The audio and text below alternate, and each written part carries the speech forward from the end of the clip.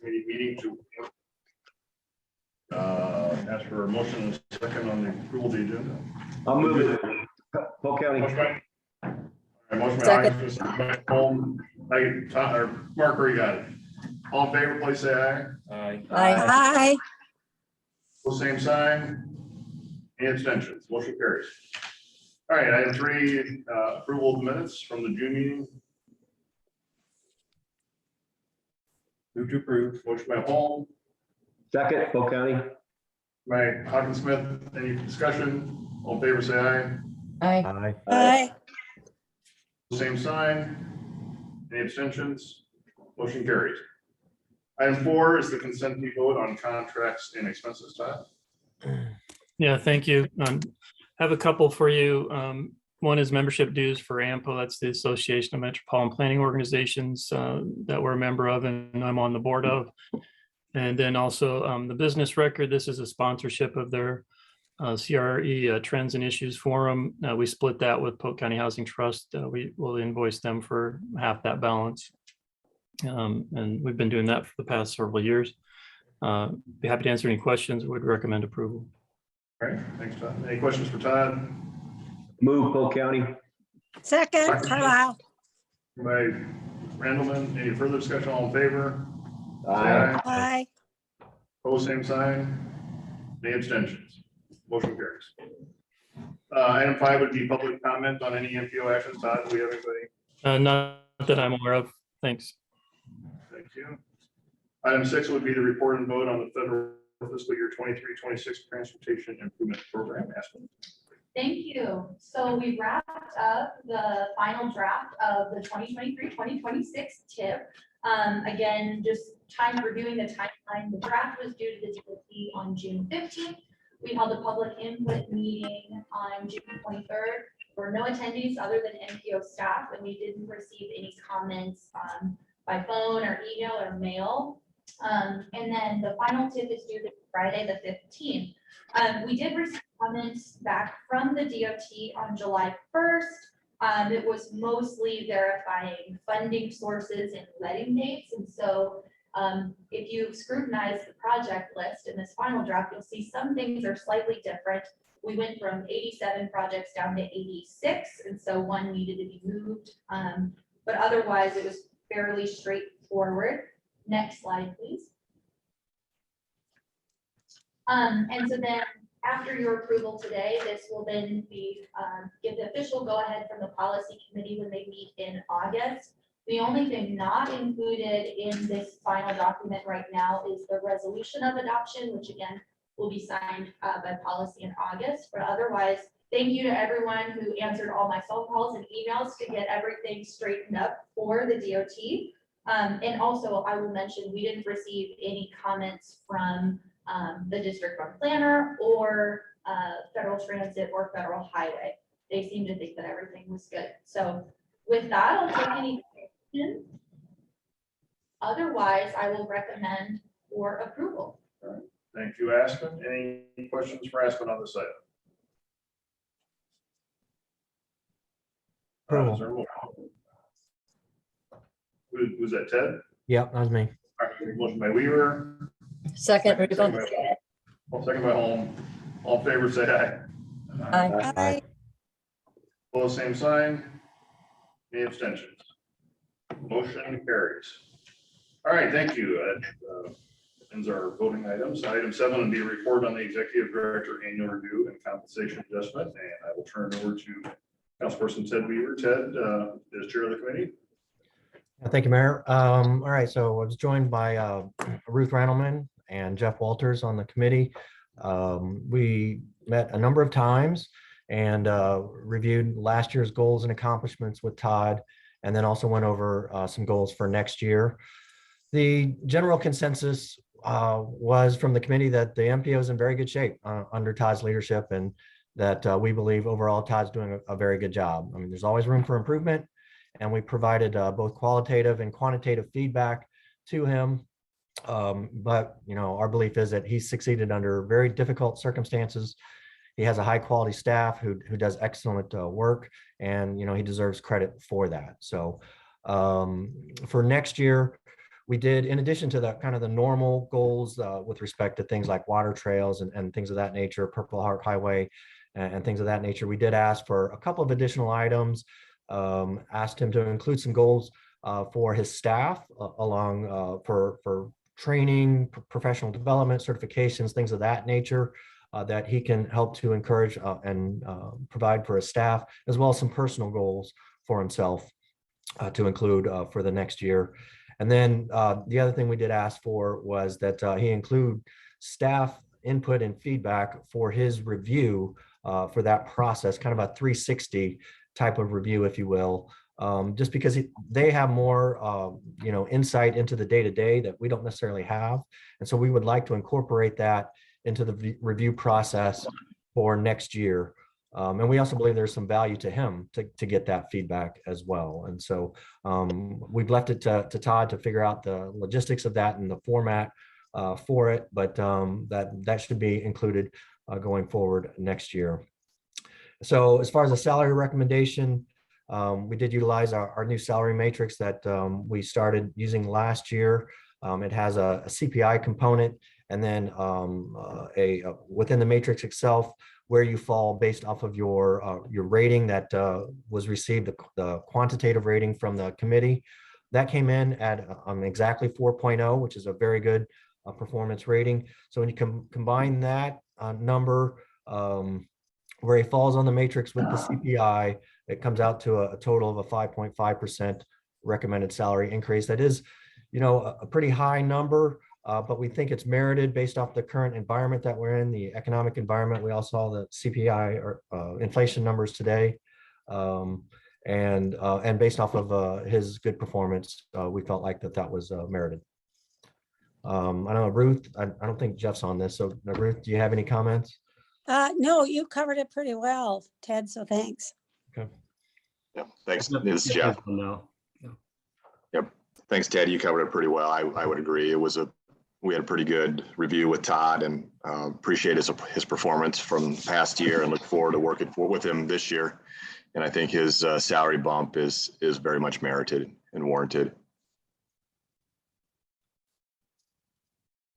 Thank you to everyone on the committee. And maybe I also have a question for the committee on this. I'm sorry, say that again. Does anyone on the executive committee have a question for the salary committee, the review committee? Where this is only a recommendation and a report right now. Again, we don't have a policy committee meeting this month, so this is just a report. We won't take a vote at exec this month. I just want to lay this out. I think we'll take a vote on this next month at exec, and then have it on the August meeting agenda for approval by the policy committee. Mr. Chairman, Supervisor Hawkinsmith, and I appreciate the work of the committee, and I think you all did good work, and I agree with your perception of Todd's performance. We're going through the same issue at Metro Waste Authority right now, and the trends, across the state are fairly significant as far as increases go, based on trying to retain staff. I mean, there's all kinds of folks out there that are poaching good staff people across the state. So I think it's merited. The only thing I'd remind you of, and it's not relevant to this organization, but state employees were limited to 1.5% increases across the board based on the legislation that was passed a few years ago. So if we hear anything about that, we don't have any control of what the legislature did to 30,000 state employees, but we do have control over what we're going to do locally with our staff. That's all I got. All right, thank you, Tom. Any further comments? Again, this is a report only this month, so thanks again to the committee for that. Item 8 is the report on the fiscal year 24 Iowa Clean Air Attainment Program pre-applications. Zach? Yes, thank you. We just want to make you aware that we have reached out to the technical committee to make them aware that the pre-application process has begun. We're requesting that the pre-applications be submitted to us by July 26th. This will give us time to combine those and put them on the agendas for August for committee review. And then we'll bring them back in September for approval, so that we can get those resolutions off to the project sponsors in time to submit to the Iowa DOT by October 1st when the applications are due. So just wanted to make you aware that that process has started. If you have any questions, I'd be happy to take them. Okay. Okay. Questions for Zach on this item? Also note, Tracy and Todd, Mayor County's now joined us in the room here for the meeting as well. So just want to note that for the meeting minutes. Thank you. Item 9 would be a Purple Heart Highway update. Todd? This is real quick. We're kind of waiting on a couple things from the DOT, and I don't think Andy's on with us today. We had asked the DOT for kind of their list of everything they want us to make sure we do as we move forward, so we don't have to backtrack again. And so we'll get that. A lot of people have been out the past few weeks at various times, so we'll get with Stu and try to get that sorted out in the next couple of weeks and bring back in August a list of the items we need to do and move forward on this and see what we can get accomplished here in the next few months. Happy to answer any questions. Thank you, Todd. Any questions? All right. Item 10 would be a water trails update. Todd? Yeah, thank you. As we mentioned, I think last month we amended the grant agreement, the scope of it with Federal Highway, so that was accomplished. We've been working with the design team and Snyder Associates on how to reduce the overall cost of the project, and I found some significant savings through different construction techniques, some material changes, some staging process changes. So we brought that cost somewhere between $4 and $5 million. So we're happy with that, and we're still looking. Been working with the city of Des Moines on their levee project and how that coordinates with the water trails project, and as of last Friday, worked out a pretty good plan on how that staging will work and make sure everyone can accomplish their goals on their projects and not be in the way of each other too much. Next slide.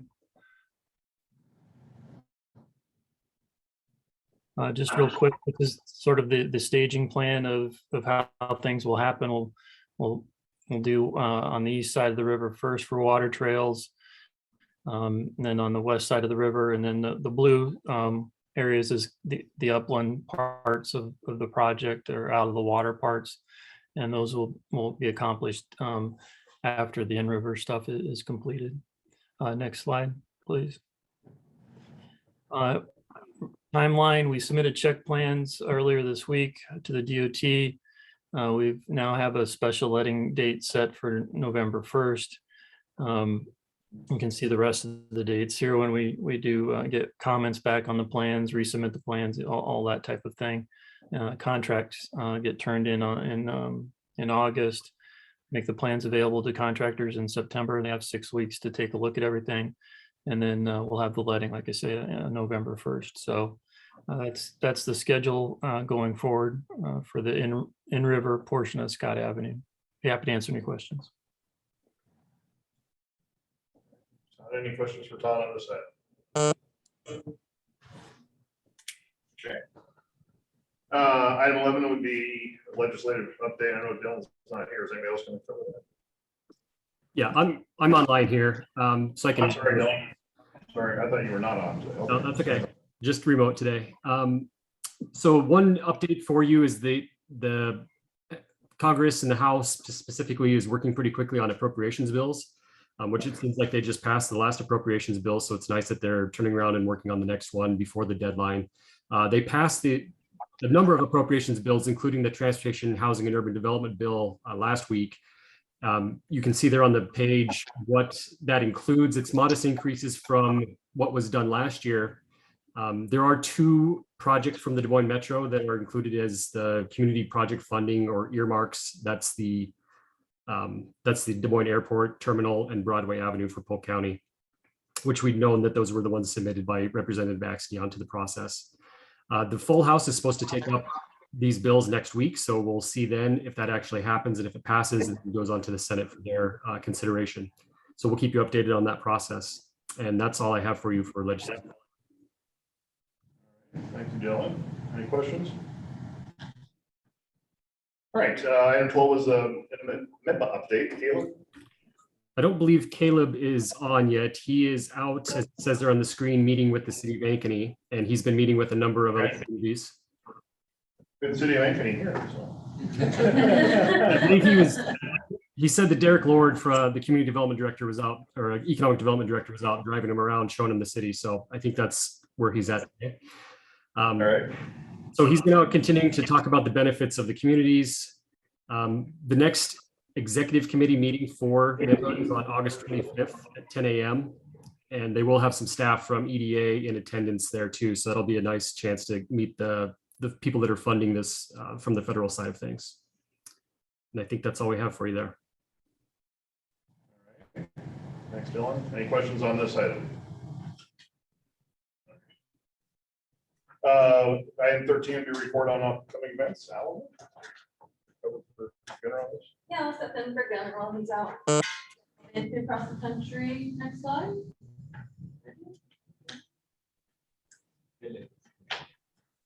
Okay, well, There we go. there we go. There is a federal highway webinar coming up. As you know, the infrastructure bill talked a lot about nature-based resiliency and things like that. And so federal highway has been working to put together a number of innovation exchanges is what they're calling it. It's pretty much a webinar, but it's looking at how folks who are doing highway projects can consider both the aquatic life and flooding when they are doing their projects, exploring them, flooding and things like that. There's a meeting about that next Thursday, July 21st, 1 p.m. And we'll send out the link and meeting passcode if anybody doesn't have it in their inbox already. And I believe that's it for me. Okay. Yes. All right. Thanks, Allison. Item 14, other items of interest. And Zach, did you have something you wanted to mention? Yes, just real quickly, I want to follow up with you on something that we had discussed at last month's meeting. If you may recall, we had talked about the Safe Streets and Roads for All grant program, which is a new program through the federal highway. And we had proposed that the MPO go after this grant program to complete an action plan that would then allow all the member governments within the MPO to be eligible to apply for implementation dollars in future years. So just to follow up with you on that, we have discussed this quite a bit, and we decided to that we needed to move forward with just the MPO planning area as a grant applicant. We had discussed possibly trying to pull in SERPA and maybe Ames into it as well, but we determined that just the level of coordination on that might be problematic. So we decided just to focus in on the MPO planning area. What we're proposing is a total $1 million project cost, which would be an $800,000 request, meaning that we would have to come up with $200,000 in local matching funds to do the grant. We talked about 3 different possible options on this. The first one being that the MPO would cover all of the local match with our reserve funds. We do have plenty of reserve funds to do that if the committee went with that option. The other 2 options we had were a special assessment on all member governments to cover that cost, or maybe some combination of the MPO covering some of the costs and a special assessment to member governments. Staff, we feel like option 1 is probably the best option. We feel like, we've already kind of assessed for those member government fees, and we have the funding in the reserve account.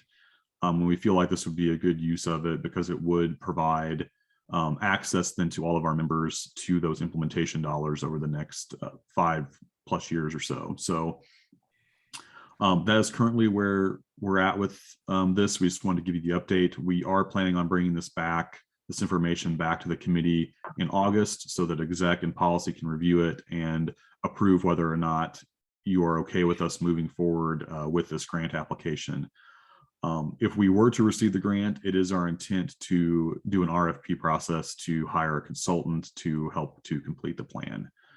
So just want to give you an update on where we're at with this. I'd be happy to answer any questions that you might have. Thank you, Zach. Any questions on this item? All right, hearing none. Any other items anybody wants to bring up for the good of the order today? Yeah, I wouldn't. I have one, Bob, if you'll indulge me for a minute. 10 years ago today, I had my second liver transplant operation, and just wanted to encourage people to think about organ donation, but also thank everyone, especially the staff when I was out during that time, and even before. It was a bit of a rough road there for a few months going through all that. So on the 10th anniversary, I just wanted to say thanks for everybody's help through that time. Thank you, Todd. And thanks for mentioning that, and we're glad you're here 10 years later. So. So am I. All right, anything else for the good of the order today? All right, we will stand adjourned. Again, we do not have a policy committee meeting this month, so there's nothing to read for that agenda. We will have our next meeting of the executive committee on August 10th. So thank you, everyone. Have a good day. Thanks.